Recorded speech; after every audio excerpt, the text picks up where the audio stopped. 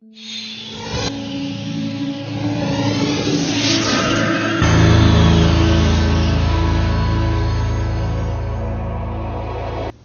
don't buy what you do, they buy why you do it. And if you talk about what you believe, you will attract those who believe what you believe.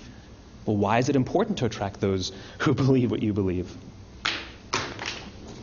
Something called the law of diffusion of innovation. And if you don't know the law, you definitely know the terminology. The first 2.5% of our population are our innovators. The next 13.5% of our population are our early adopters.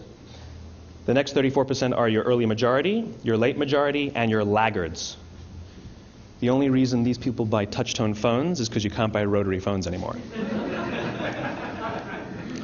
We all sit at various places at various times on the scale, but what the law of diffusion of innovation tells us is that if you want mass market success or mass market acceptance of an idea, you cannot have it until you achieve this tipping point between 15 and 18% market penetration, and then the system tips.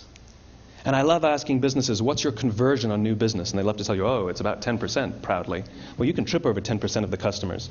We all have about 10% who just get it. That's how we describe them, right? That's like that gut feeling, oh, they just get it. The problem is, how do you find the ones that just get it before you're doing business with them versus the ones who don't get it? So it's this here, this little gap, that you have to close, as Geoffrey Moore calls it, crossing the chasm. Because you see, the early majority will not try something until someone else has tried it first. And these guys, the innovators and the early adopters, they're comfortable making those gut decisions. They're more comfortable making those intuitive decisions that are driven by what they believe about the world, and not just what product is available.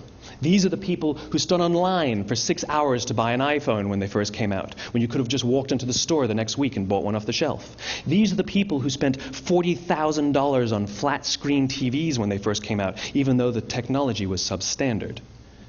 And by the way, they didn't do it because the technology was so great. They did it for themselves. It's because they wanted to be first. People don't buy what you do, they buy why you do it. And what you do simply proves what you believe. In fact, people will do the things that prove what they believe. The reason that person bought the iPhone in the first 6 hours, or stood in line for 6 hours, was because of what they believed about the world and how they wanted everybody to see them. They were first. People don't buy what you do, they buy why you do it.